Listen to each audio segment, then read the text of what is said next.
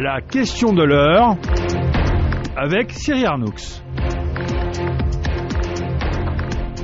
Bonjour, la crise encore et toujours, l'onde de choc des subprimes continue de faire trembler le système économique et financier international, mais plus que jamais, c'est l'Europe qui est aujourd'hui dans l'œil du cyclone. La Grèce va-t-elle faire faillite et sortir de la zone euro? Cette dernière va-t-elle exploser sous le coup d'une nouvelle phase de la crise de la dette souveraine provoquée par un plongeon de l'Espagne? Quel impact au sud de la Méditerranée? Autant de questions qui peuvent aussi déboucher sur de nouvelles perspectives de relance économique. Vous l'aurez compris, notre émission s'intitule « Crise de la dette, l'euro Méditerranée, un relais de croissance ». Pour en parler avec nous, deux invités. Driss Ben Ali, économiste et professeur à l'université Mohamed V de Rabat. À vos côtés, Pierre Copty, économiste, directeur d'investissement dans une banque suisse à Genève. Alors messieurs, bonjour. Ma première question est simple. Croyez-vous au Grexit ? Comme disent désormais les traders, à savoir la sortie de la Grèce de la zone euro. Pierre Copty. Je crois qu'il faudra attendre le résultat des prochaines élections parlementaires en Grèce. Il est certain que si le peuple grec renvoie à la Chambre les mêmes représentants qui ont été élus, on s'achemine fatalement vers une impasse entre la Grèce et ses créanciers. Et je pense que le scénario possible, qui est déjà d'ailleurs escompté par les marchés, sera une sortie de la Grèce. Il y a quelques petits signes déjà précurseurs pour préparer l'opinion publique. On a coupé déjà des lignes sur certaines banques grecques. Le sujet n'est plus du tout tabou. Les Européens disent non, il faut que la Grèce reste, ce qui veut dire que si elle veut partir, c'est son choix. Donc je crois que c'est un scénario qui est d'ailleurs, aux dernières statistiques, donné pour probable à 75% par les grandes banques internationales.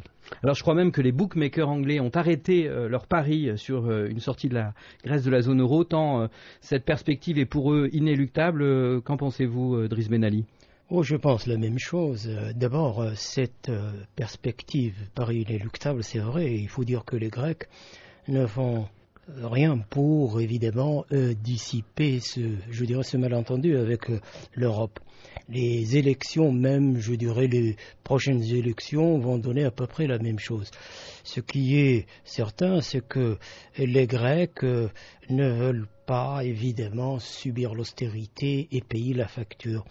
Alors ceci dit, même si c'est cette éventualité possible, je crois que l'Europe craint énormément cette éventualité. D'abord l'interdépendance, de par même, disons, les créances de la Grèce, ce qui va laisser une sacrée facture, une ardoise énorme pour les banques de ces pays, ce qui va aussi être un constat d'échec pour l'Union européenne. Des dizaines d'années, voire depuis pratiquement le traité de Rome jusqu'à présent, l'Europe allait de construction en construction. On a le sentiment que cet édifice est établi une fois pour toutes. Il va être sérieusement ébranlé si jamais la Grèce part. Il y a quand même un coût psychologique énorme à côté du coût économique. Alors le coût économique justement, c'est jusqu'à présent deux plans de sauvetage donc de l'Union européenne, une restructuration de la dette privée grecque et puis un avenir, donc vous le disiez, plus que jamais incertain, avenir qui fait aussi figure d'épée de Damoclès pour tout le système financier européen, mais pas seulement. On écoute à ce propos Philippe de Sertine, directeur de l'Institut de haute finance à Paris. Il faut rappeler que la Grèce a un poids supérieur à celui de la banque Lehman Brothers. Or, la faillite de la banque Lehman Brothers, aussi petite qu'elle pouvait paraître, a failli faire trébucher l'ensemble du système économique mondial. Il s'en est fallu d'un rien. Donc, nous sommes là aujourd'hui avec la Grèce, avec quelque chose qui ressemble beaucoup à cette situation. Les imbrications du système financier international sont très nombreuses et souvent difficiles à représenter. On sait par exemple qu'il y a autour de la dette grecque des produits financiers extrêmement toxiques. On sait qu'ils existent en grand nombre, mais on ne sait pas exactement leur montant et les conséquences que cela pourrait avoir sur les banques, en particulier européennes. Donc actuellement, ce que l'on sait, c'est qu'une défaillance de la Grèce aurait des conséquences très lourdes en elle-même, qu'il y aurait un effet domino possible, probablement au moins aussi fort que celui de Lehman Brothers. Ce que l'on ne sait pas, c'est quelles seraient ensuite les conséquences par rapport au risque d'enchaînement négatif qui pourrait se produire d'une défaillance de la Grèce.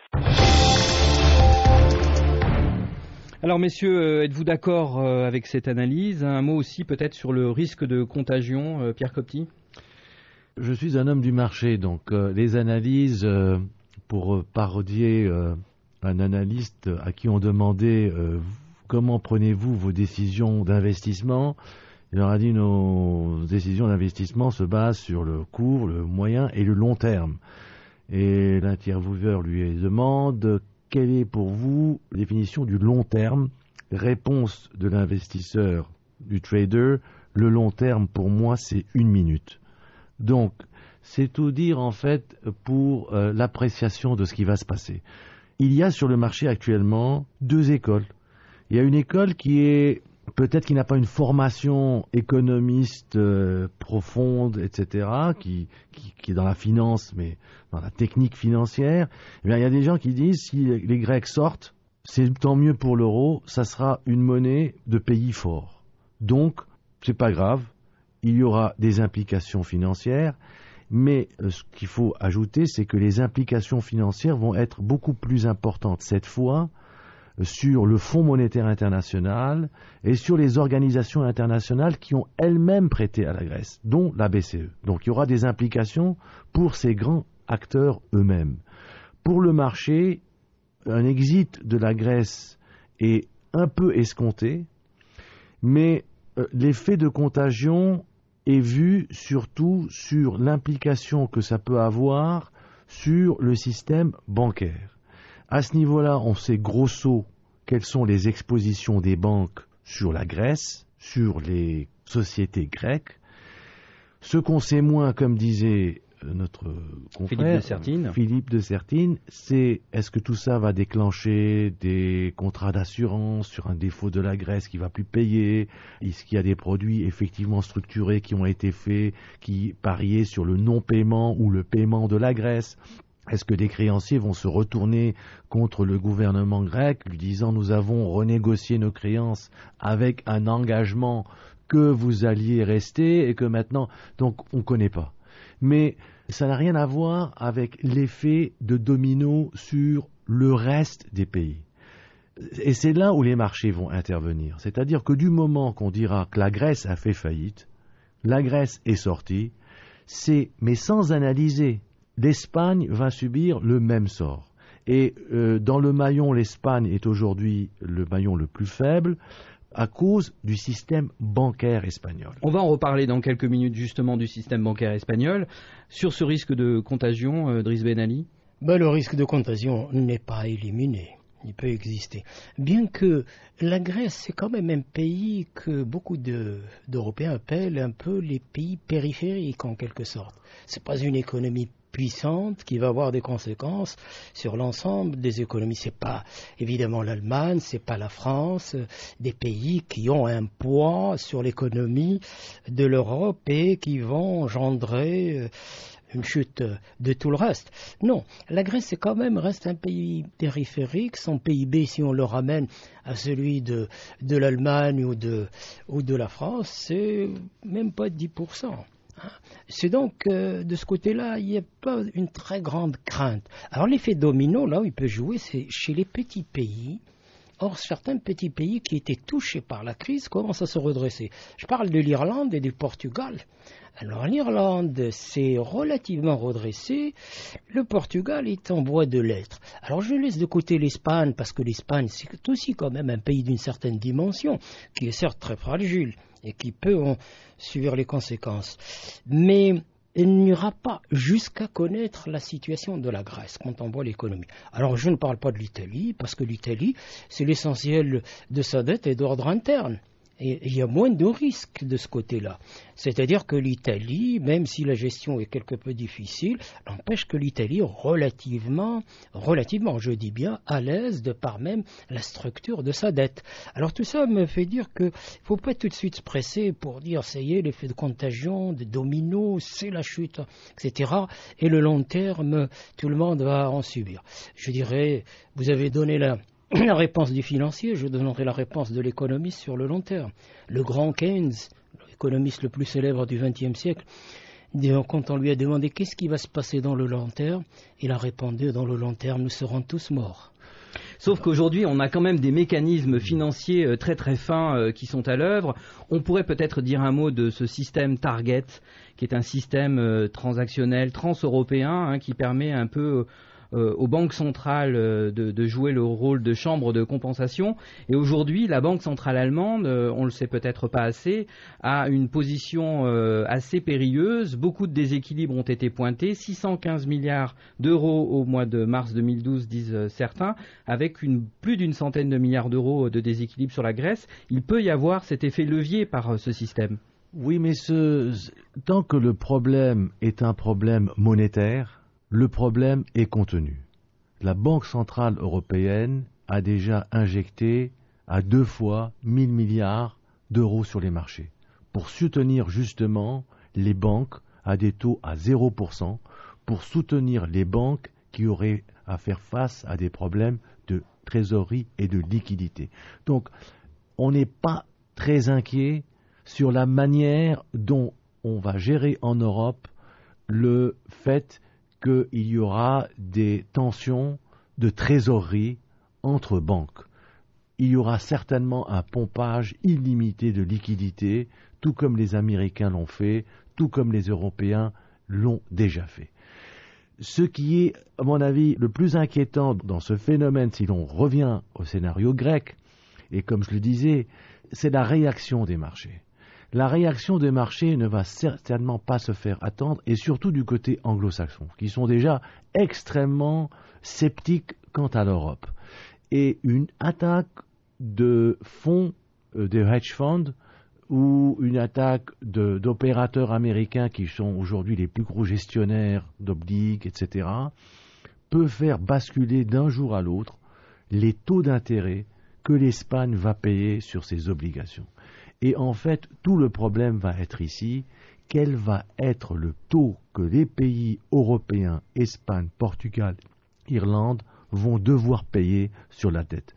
Une fois que ces taux vont monter, on est dans un cercle vicieux de déficit incontrôlable, de nouveau hausse des taux, et c'est à ce moment-là que, je pense, il va y avoir un sérieux problème de remettre en cause l'Europe, le mécanisme européen, tout comme ça s'était passé au temps de la Grèce. On revient à la case de départ. Il faut trouver un modus vivendi en Europe. Et comment ? Alors parlons de l'Espagne. Arrêtons-nous quelques instants sur le cas de Madrid. On en parlait tout à l'heure. Il y a un système financier et bancaire très très fragile. Le gouvernement Rajoy vient justement d'adopter un second plan pour assainir le secteur bancaire. À Madrid, on écoute tout de suite la correspondance de Pierre Quérol. L'Espagne a décidé d'entreprendre le grand nettoyage des séquelles héritées de l'explosion de la bulle immobilière en 2008. Elle veut en finir avec les actifs toxiques de ses banques. Pour cela, le gouvernement Rajoy a annoncé la deuxième réforme du secteur financier en un peu plus de 3 mois. En février déjà, les autorités espagnoles s'étaient attaquées aux actifs du secteur immobilier considérés comme douteux. Le gouvernement avait alors exigé des banques qu'elles disposent d'une réserve de fonds de 53,8 milliards d'euros. Cette fois, l'exécutif vise les créances des banques théoriquement saines, mais qui pourraient bien ne pas l'être longtemps. Il impose une nouvelle réserve de capitaux aux banques de 30 milliards cette fois. Au cas où certaines banques ne disposeraient pas de fonds nécessaires, elles recevraient des fonds publics à un taux d'intérêt de 10%. Par ailleurs, pour répondre à une exigence de Bruxelles, le gouvernement a chargé 2 entités indépendantes de valoriser tous les portefeuilles des banques, en particulier les immeubles dont elles ont hérité après l'impossibilité de leurs petits créanciers de rembourser leurs crédits. Cette réforme intervient 48 heures après une nouvelle et 8e intervention publique dans une banque privée, la Bankia. Au total, l'aide publique pour assainir cette banque devrait atteindre 7 à 10 milliards d'euros, c'est-à-dire l'équivalent des coupes sombres réalisées récemment dans les secteurs de la santé et de l'éducation, ce qui fait bondir les syndicats. Alors Bankia, dont nous parlait à l'instant Pierre Quérol, voit aujourd'hui ses petits épargnants se ruer sur les comptes. On estime à peu près à 1 milliard d'euros déjà de retirés en quelques jours. Il semblerait qu'il y ait comme un vent de panique à Madrid. Est-ce que ces mesures du gouvernement espagnol vont permettre, selon vous, Driss Ben Ali, de s'en sortir ? Moi, je crois que l'inconvénient dans la politique du gouvernement espagnol, c'est qu'il a une politique d'austérité, mais pas d'alternative. C'est-à-dire, ce qui inquiète les Espagnols, c'est qu'il n'y a pas une politique de croissance à côté. La perspective étant, en quelque sorte sombre. Alors du coup, ça pousse aussi bien le consommateur comme l'épargnant espagnol à paniquer et par conséquent soit à se ruer vers les banques. Bien que là, il faut quand même limiter parce que on parle des épargnants. Pour l'instant, il n'y a pas quand même un taux d'inflation élevé qui puisse pousser beaucoup d'épargnants à carrément se ruer vers les banques. On n'en est pas là. On n'est pas encore à la crise de 29. Mais il y a quand même une forte inquiétude due au fait que justement, cette politique qui est à sens unique, on commence à comprendre qu'elle est dangereuse à terme. Et ce n'est pas par hasard si aujourd'hui on commence à parler de croissance. Au départ, lorsque Hollande, par exemple, a parlé d'une politique de croissance à côté de l'austérité, on l'a pris pour un rigolo et on s'est mis à se payer sa tête en quelque sorte. Aujourd'hui, je pense que c'est un discours qui est adopté presque par tout le monde, y compris les États-Unis, puisque la secrétaire d'État américaine elle-même a parlé de ça. Donc, c'est dangereux dans l'étape actuelle, aussi bien pour l'Espagne comme pour le reste, de rester focalisé sur une simple politique d'austérité. Et c'est ça qui inquiète. On va revenir à la politique d'austérité et aux mesures de croissance avec le couple franco-allemand tout à l'heure. Mais pour revenir aux banques espagnoles, Pierre Copty, ces banques ont besoin d'un argent qu'elles n'ont pas forcément, et même si un fonds d'aide publique leur prête de l'argent, cela va immanquablement alourdir la dette publique de l'État, dont les obligations souveraines viennent d'être en plus massivement rachetées par ces mêmes banques espagnoles. C'est un petit peu le serpent qui se mord la queue. Absolument, et c'est pour ça que la crise espagnole, quand elle se déclenchera vraiment, c'est-à-dire que les marchés vont commencer à pénaliser sérieusement les taux d'emprunt de l'État espagnol, à ce moment-là, je crois que l'Espagne va fatalement demander de nouveau une intervention des trois principaux banquiers de la planète pour venir à sa rescousse. Les Espagnols ne pourront pas s'en sortir car le scénario actuel en Espagne est identique au scénario irlandais, c'est-à-dire l'État se substitue aux banques pour acheter leurs créances douteuses, ce qui aggrave son déficit. Et on connaît très très bien comment le cas irlandais s'est terminé. Et la BCE a déjà, au mois d'avril dernier, injecté près de 270 milliards d'euros sur l'Espagne. 270 milliards d'euros d'achat d'obligations espagnoles, plus le fait que la majeure partie des facilités de trésorerie de la BCE ont été prises par les banques espagnoles. Alors tout cela a un coût social très important, avec un chômage record en Espagne à plus de 24%. Un jeune sur deux est sans emploi aujourd'hui. La jeunesse des Indignados a d'ailleurs fait entendre sa voix dans tout le pays il y a quelques jours. Une colère de la rue que l'on a aussi vue en Italie, avec des manifestations plus surprenantes contre les suicides dus à la crise. Une crise qui a provoqué, on le sait, la chute du gouvernement Berlusconi ces derniers mois, remplacé par un technocrate, Mario Monti, que l'on présente d'ailleurs aujourd'hui comme un médiateur entre François Hollande et Angela Merkel, un couple franco-allemand nouvelle formule et dont la première rencontre à Berlin a plutôt été placée sous le signe du mariage de raison que du coup de foudre. Berlin, où l'on retrouve notre correspondant Daniel Mollard. La rencontre n'a pas tourné à l'épreuve de force que certains redoutaient, mais elle confirme les nouvelles divergences entre Berlin et Paris. Angela Merkel refuse toute renégociation du pacte budgétaire européen et de ses contraintes, comme l'exige François Hollande. Elle se dit prête à discuter de la meilleure façon de stimuler l'économie des pays européens et de favoriser l'emploi, mais pas au prix d'un endettement supplémentaire. Le différend porte aussi sur un lancement d'euro-obligations. Par contre, la chancelière et le président, connus tous deux pour leur pragmatisme, entendent s'attaquer à la recherche de compromis. Et là, certains accords semblent possibles, notamment sur une meilleure dotation de la Banque européenne d'investissement qui pourrait financer d'importants projets dans les domaines des transports, des nouvelles énergies, du haut débit et de la recherche. La Grèce pourrait bénéficier de mesures supplémentaires pour qu'elle reste dans la zone euro, comme le souhaitent Paris et Berlin. Une entente pour l'instauration d'une taxe européenne sur les transactions financières est aussi à portée de main. La chancelière et le président sont en tout cas résolus à travailler ensemble pour présenter bientôt un catalogue de propositions communes. Alors on l'a bien compris, l'Europe est à la croisée des chemins, austérité matinée de croissance sur fond de menace d'explosion de la zone euro ou nouvelle phase de construction européenne avec un bond en avant dans la convergence. Est-ce si manichéen finalement, ou y a-t-il de votre point de vue d'autres voies plus médianes peut-être dans ce difficile cheminement, Driss Ben Ali? Mais il faut revenir à la crise quand même. Et la crise ne peut pas être résolue uniquement par l'austérité. Je crois qu'il y a eu un précédent. La plus grande crise que le monde ait connue, 1929-30, n'a pas été résolue par justement une politique orthodoxe. Le président Hoover, qui était à l'époque au pouvoir, l'a adopté, c'était catastrophique. C'est Roosevelt qui a redressé la situation avec une politique keynésienne. Et je crois que c'est le débat aujourd'hui. Sauf qu'il y a quand même une chose historique qu'il ne faut pas oublier. Les Allemands sont obsédés par les équilibres macroéconomiques. Il ne faut pas oublier, entre les deux guerres, c'est l'hyperinflation qui a amené Hitler à la Seconde Guerre mondiale. Et ils sont traumatisés par ça. Et ils ont évidemment réussi à avoir des équilibres macroéconomiques qui sont même dans leur constitution et en même temps une excellente productivité du point de vue industriel, ce qui les met à l'aise par rapport aux autres pays. Mais cette politique-là ne peut pas sauver l'Europe. L'Europe a besoin, et ça c'est la dimension intéressante, je crois, que le fait d'accepter que la BEI, la Banque européenne d'investissement, se lance dans des investissements d'infrastructures de développement, c'est déjà un début de politique keynésienne de croissance économique. Car il faut justement cette politique pour redonner confiance en Europe. On ne peut pas simplement rester les yeux rivés sur le marché financier en oubliant le reste. Pierre Copty, vous dites pareil, vite la croissance? Oui, il y a en fait aujourd'hui une idéologie dominante, et ça c'est depuis quelques années, qui est très anglo-saxonne. C'est-à-dire ce sacro-saint principe de la dette par rapport au produit intérieur brut.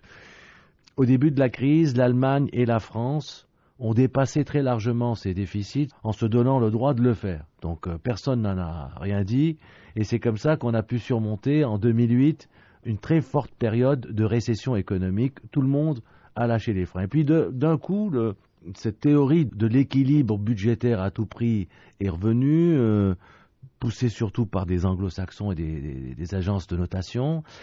Et je pense que le débat est tellement ouvert que même le prix Nobel de l'économie Krugman, qui aujourd'hui démonte et critique systématiquement toutes ces politiques d'austérité, il le dit aux États-Unis, mais vous êtes en train de faire une mauvaise politique pour contrecarrer ce qui se passe. Eh bien oui, il y a un nouveau débat et je crois que c'est vrai que les gens ne savaient pas s'ils avaient tort ou raison avec cette idéologie dominante. Et puis d'un coup, il y a, comme disait le professeur, il y a un retour à cette politique, il faut dépenser, il faut créer du pouvoir d'achat, etc., qui fait son chemin. Mais je ne pense pas que les Allemands soient d'accord sur cette politique. Parlons, si vous le voulez bien, de l'impact de la crise de la dette sur la rive sud de la Méditerranée. Quelles en sont, selon vous, les conséquences les plus graves, Driss Ben Ali? Dans un premier temps, disons que la crise financière n'a pas eu de très très grandes conséquences sur les pays de la rive sud. D'abord pour des raisons, je dirais, structurelles. Il faut dire que la grande majorité de ces pays ne sont pas intégrés au système financier mondial, ce qui fait que les actifs toxiques étaient relativement faibles. N'oublions pas, si par exemple le Maroc, en 2008, il était à l'aise, on disait que même la crise ne touchait pas le Maroc. Alors ce qui touchait le Maroc, ce n'est pas la crise financière, c'est la crise économique qui touche les pays de la rive sud de la Méditerranée. Évidemment, nous vivons la mondialisation, des économies ouvertes, avec comme premier partenaire des pays de la rive sud de la Méditerranée, c'est l'Europe. Et quand l'Europe est enrhumée, c'est la grippe généralisée dans la Méditerranée. C'est tout à fait normal. Ce qui fait qu'aujourd'hui, la Méditerranée connaît effectivement cette contagion de la crise. Elle n'est pas de la dette. Si vous prenez par exemple un pays comme le Maroc, la dette pour l'instant ne dépasse pas 60% du PIB, ce qui est encore raisonnable quand on voit les normes justement adoptées à l'échelle mondiale, notamment les fameux équilibres macroéconomiques. Jusqu'à 60%, la dette est gérable. Alors donc le Maroc n'a pas un problème de ce côté. Par contre, on voit qu'ailleurs, il commence à être touché par la crise. La demande externe qui recule, certains secteurs qui souffrent déjà d'un certain apport financier. N'oublions pas que le Maroc, au cours des 10 dernières années, a énormément profité du tourisme, de l'argent d'immigrés, des IDE, de l'investissement direct étranger. Eh bien justement, ces secteurs-là sont en train de s'épuiser, ils sont en train de marquer le pas. Alors, ajoutons cela, les turbulences politiques connues dans la région. Le printemps arabe, bon, la révolution c'est très bien, mais attention, sur le plan économique, il s'accompagne d'une crise.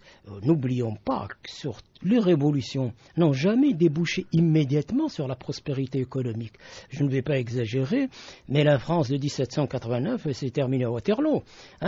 Alors, les révolutions, il ne faut pas s'attendre à des résultats immédiats. Et on le voit aujourd'hui en Tunisie. Absolument, en Tunisie, en Égypte, la situation est loin d'être résolue.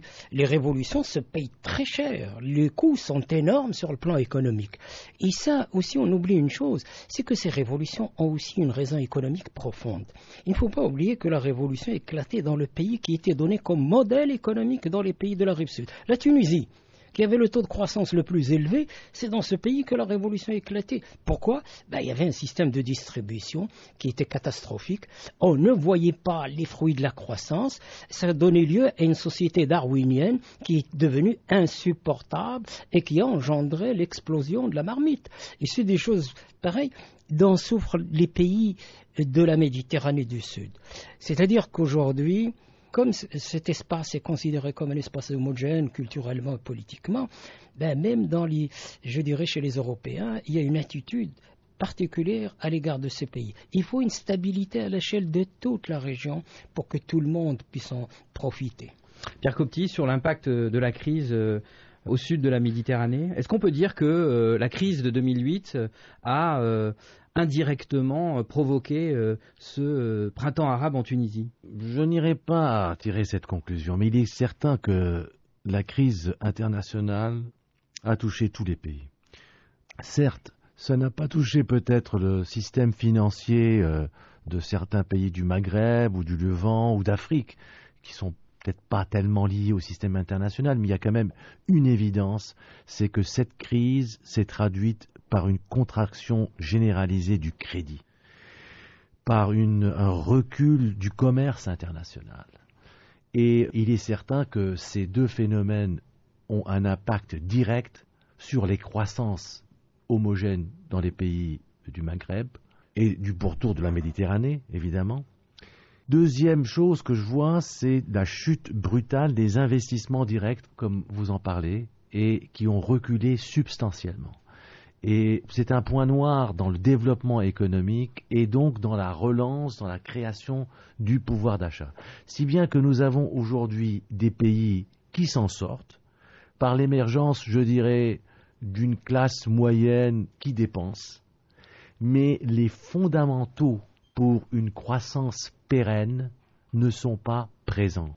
Et donc, c'est une croissance, je dirais, conjoncturelle, mais qui peut être sujette à remise en question si une nouvelle crise financière internationale ou une grande crise économique internationale venait à intervenir.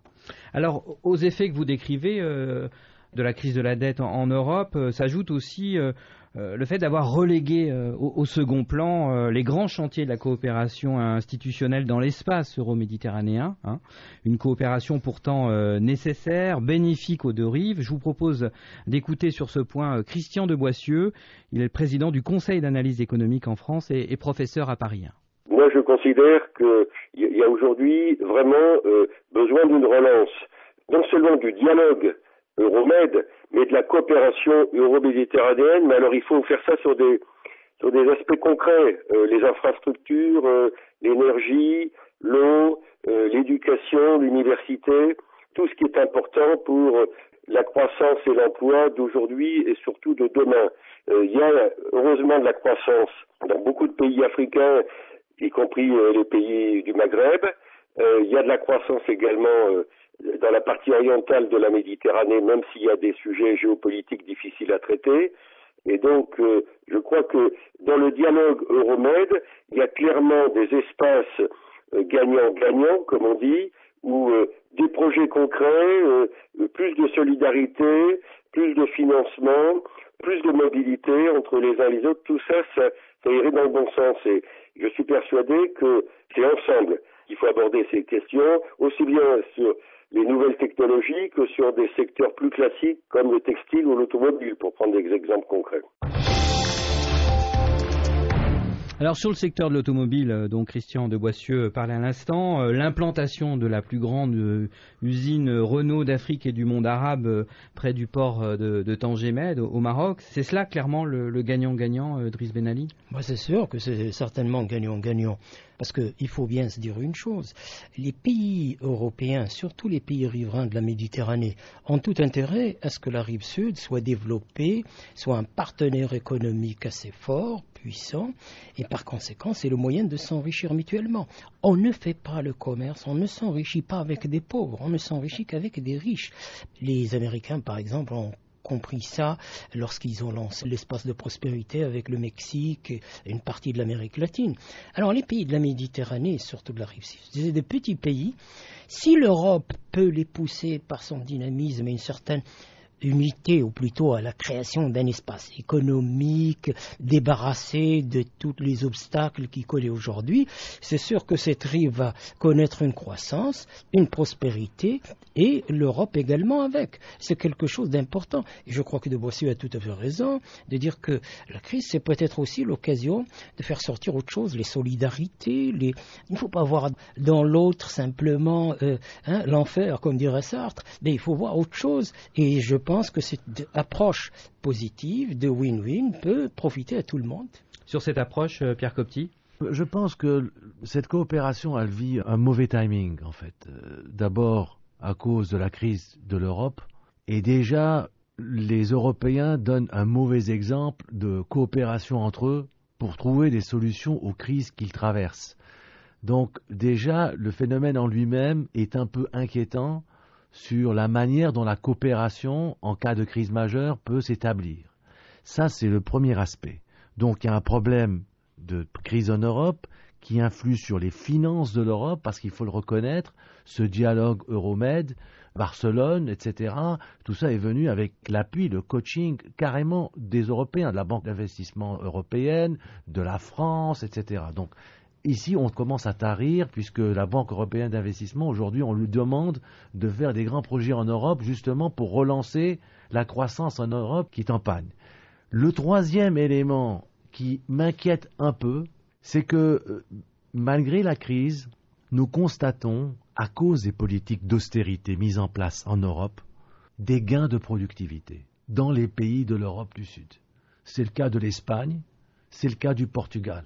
Et ça sera probablement le cas de l'Italie. Ça a été le cas en Allemagne. Et c'est le cas en Allemagne. Mais l'un des pays qui n'avaient rien, c'est-à-dire ce sont des pays aujourd'hui qui subissent des politiques d'austérité très fortes, où le salarié accepte de voir son salaire se réduire pour garder un travail, eh bien ces pays aujourd'hui se positionnent comme potentiellement concurrents des pays du Maghreb qui peuvent, pour les mêmes capacités, avoir des salaires peut-être égaux. Aujourd'hui, en Espagne, à 500 €, on peut trouver des ingénieurs extrêmement compétents. Et cette paupérisation du travail qualifié dans les pays qui traversent la crise en Europe peut, à un moment donné, devenir concurrentielle avec les marchés, justement, qui étaient censés d'assurer la relève par une main-d'œuvre qualifiée et qui serait complémentaire à la main-d'œuvre en Europe. Sur ces gains de productivité dans les pays du sud de l'Europe, sur cet aspect concurrentiel qui peut effectivement entraver la bonne marche du Maghreb, que répondez-vous? Moi, j'aurais tendance plutôt à parler du coût du travail qui devient moins cher en Europe. Ce n'est pas tout à fait un gain de productivité. Deuxième chose, c'est qu'on n'est pas au même niveau de concurrence entre les pays d'Europe et les pays de la rive sud de la Méditerranée. C'est-à-dire le coût du travail, quand il baisse en Europe, c'est beaucoup plus en direction des pays directement concurrents, les États-Unis, la Chine, etc., qui sont des concurrents directs de l'Europe. Et les pays du Maghreb, c'est souvent dans des secteurs qui ont été déjà abandonnés par l'Europe depuis longtemps. C'est les secteurs faiblement utilisatrices de savoir-faire élevé, de compétences d'un certain niveau.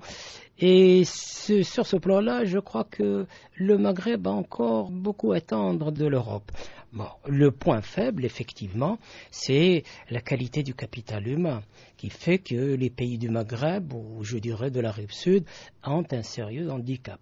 Soit que leur système éducatif a échoué, par conséquent, la qualité de leur capital humain est faible, ils n'arrivent pas évidemment à se hisser au niveau de compétitivité des autres. Si je prends le cas marocain, quand je vois la balance commerciale marocaine, je m'inquiète. Et ce n'est pas le Maroc uniquement qui a une balance commerciale. On arrive à couvrir uniquement 47% de nos importations par nos exportations.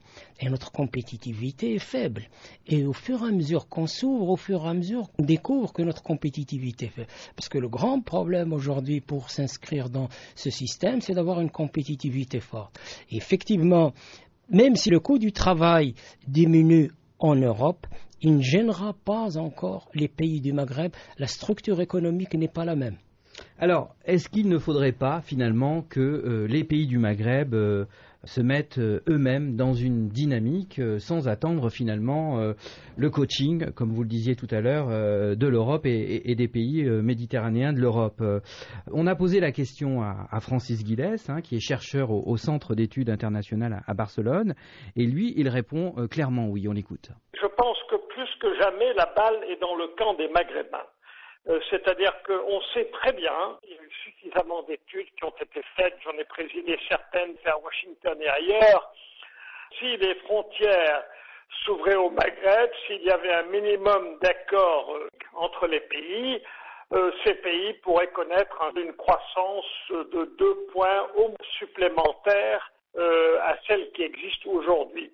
Alors je crois que vu les problèmes auxquels est confrontée l'Europe aujourd'hui, il est clair que c'est vraiment aux dirigeants maghrébins de prendre leur destinée en charge et à se dire que s'ils veulent exister sur le plan international, c'est à eux de faire quelques pas. Alors le coût du non-Maghreb, un vrai handicap pour la croissance régionale, vous hochez de la tête, Pierre Copty?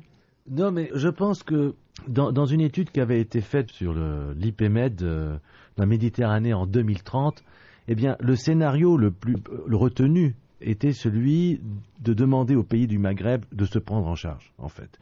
Et que, créant une dynamique à eux, cela pourrait encourager l'Europe du Sud, ou l'Europe en général, à venir et se joindre à cette locomotive qu'ils déclencheraient eux-mêmes.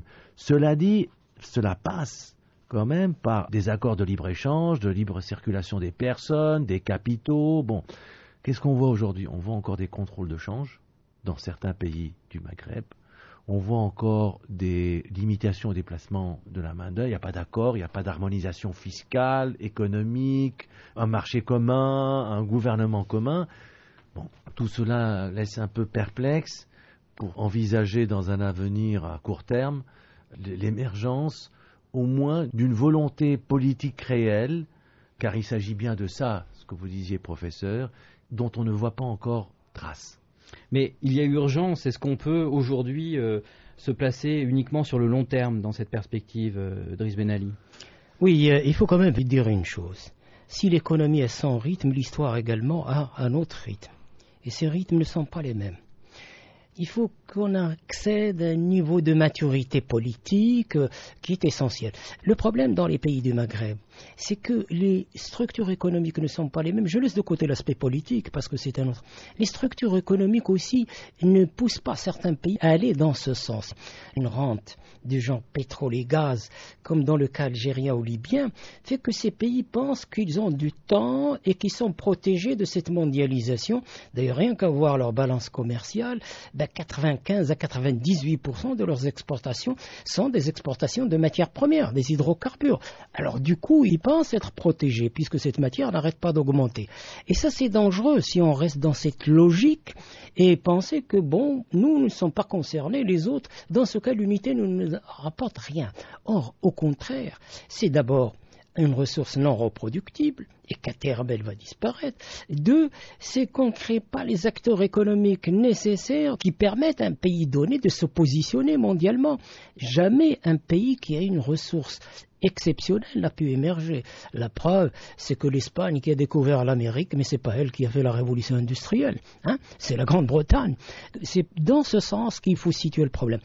Il y a le souhait, il y a nécessité d'une volonté politique de créer ce Maghreb. Parce que ce que l'Europe a réussi, la démonstration qu'a donnée l'Europe, c'est que les flux économiques, les relations économiques créent une densité sociale qui rend l'unité irréversible. Et c'est ça ce qui est important.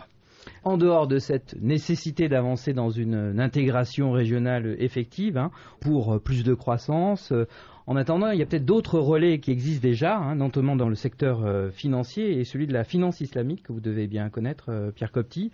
Alors depuis 2008, un très grand chemin a été parcouru. Le montant total des fonds drainés par la finance islamique, je parle sous votre contrôle, Pierre Copty, a presque doublé pour atteindre l'an dernier 1100 milliards de dollars. C'est un relais de croissance pour les places financières européennes ? Je ne le crois pas. Les grands marchés de finance islamique à l'heure actuelle sont essentiellement la Malaisie, dans le sud-est asiatique, et les Émirats arabes unis. Ce sont les deux grandes places où l'on émet ce qu'on appelle les soukouks, c'est-à-dire des obligations qui ne sont pas porteuses d'intérêt parce qu'elles présentent l'investissement comme un partenariat entre un investisseur et la banque qui l'émet. Donc c'est une espèce de financement conjoint entre les deux et qui donne à l'investisseur un espèce de rendement sur l'investissement chaque année. Donc ce genre de soukous n'a pas sa place en Europe. Et ce qui a porté un coup assez grave à cette finance islamique, ça a été la catastrophe à Dubaï du plus grand conglomérat en fait de l'Émirat qui s'était mis en arrêt de paiement. Et cet arrêt de paiement a donné un coup de frein au développement de cette finance, d'autant plus que même l'Arabie saoudite, qui est le sacro-saint lieu de l'islam, n'est pas très favorable, paradoxalement à ce que l'on pense, à la finance islamique. Il y a une seule banque islamique en Arabie saoudite et l'émission de ce genre d'instrument est très peu prisée par les autorités locales. Il n'en reste pas moins qu'au Maghreb, Driss Ben Ali, la finance islamique a commencé à percer. Oui, je crois que la finance islamique, on en parle beaucoup, mais en fait c'est quelque chose qui existait déjà. C'est le partage du risque, en grande partie. Elle existe, on lui a simplement ajouté le terme islamique. Et puis du coup, on croyait que c'était des finances d'un type nouveau. Pas du tout. C'est quelque chose qui existe sous d'autres formes. Alors, ce système a été développé aux États-Unis pendant longtemps et a très bien marché, le capital risque. C'était ça. Or, il est vrai qu'il peut servir dans des pays en voie de développement. À partir du moment où l'investisseur, comme le prêteur, puisse partager ce risque. Ça peut paraître plus loyal. Cela dit, il ne faut pas non plus en exagérer les effets. Vous avez dit que la totalité, c'est 1100 milliards de dollars. C'est vrai que c'est important. Mais c'est le capital de Lehman Brothers qui a permis, c'est d'une seule banque aux États-Unis. Lehman Brothers, qui était à l'origine de la chute de tout le reste, c'était son capital. Alors, c'est important, oui, mais l'échec à Dubaï était quand même un coup terrible. Et je reviens à ce que se disait tout à l'heure, l'Arabie saoudite ne souscrit pas à ce système. Or, pour rendre crédible ce système, il faut quand même une grande puissance financière qui puisse prendre le relais. Les Saoudiens sont très réticents à adopter ce système. Ils préfèrent le modèle américain. Alors, il y a peut-être un autre relais de croissance, celui-là qui est peut-être plus partagé, qui renvoie d'ailleurs aux questions d'éthique qui sont présentes dans la finance islamique. C'est d'ailleurs le thème du sommet de Rio de la Terre en juin prochain, c'est la croissance verte. Est-ce que pour vous c'est la piste à suivre, notamment dans l'espace euroméditerranéen, Pierre Copty ? La croissance verte, des analyses ont été faites sur les coûts qui pourraient être diminués à travers d'une meilleure utilisation des ressources naturelles, l'énergie propre, etc. Le principal obstacle à ce genre de solution, c'est que les financements sont extrêmement lourds. Il faut donc en trouver la source. Et l'on revient à la case de départ. Aujourd'hui, qui finance dans cette partie du monde des investissements de très long terme dont on ne verra les premiers effets bénéfiques que dans quelque temps? Deuxième question, est-ce que les pays eux-mêmes sont-ils prêts à accepter déjà dans leur système ce genre d'énergie? Je ne crois pas que ce soit encore le cas. Donc les coûts engendrés par la mise en œuvre, l'adaptation de cette économie aux pays de cette zone sont de loin plus importants que les bénéfices qu'ils pourraient engendrer à court terme. Mais si l'on regarde ce qui se passe notamment au Maroc avec Mazen, le plan solaire, c'est 9 milliards d'euros investis jusqu'en 2020, 5 centrales. C'est l'un des plus grands projets solaires au monde. Là, il y a volonté politique, et 2, il va y avoir une adaptation à marche forcée. Certainement, parce que le Maroc a 2 goulots d'étranglement, c'est l'énergie et l'eau. Il est en train de s'attaquer à ce problème, c'est tout à fait normal. Cela dit, je suis tout à fait d'accord sur la croissance verte. La croissance verte, ceux qui vont la réussir, c'est ceux qui vont investir énormément dans la recherche. Parce que le coût de cette recherche va être très élevé. Les pays en voie de développement peuvent bénéficier de résultats de ces recherches. Mais ce ne sont pas eux qui font cette recherche. Mais ils ont la matière, ils ont le soleil. Il y a le Sahara, Desertec. Les Allemands investissent très très lourdement dans ce projet-là. Très bien. Je ne dis pas. Moi, je suis tout à fait d'accord. Le Maroc a lancé cet investissement, qui est l'investissement le plus important au cours des 10 dernières années au Maroc. C'est bien de tabler là-dessus.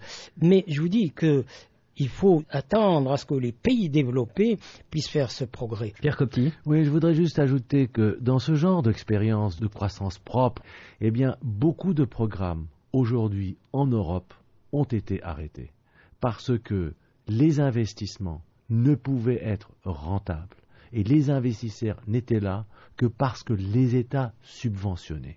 Donc, c'est à l'État de porter lui-même le coût donc de ces investissements à très long terme, avec des résultats qui sont encore très questionnables. Ça peut faire partie des grands projets de croissance que discuteront Angela Merkel et François Hollande. On va en rester là, messieurs, sur ces considérations d'économie environnementale et sociale. Cette émission s'achève.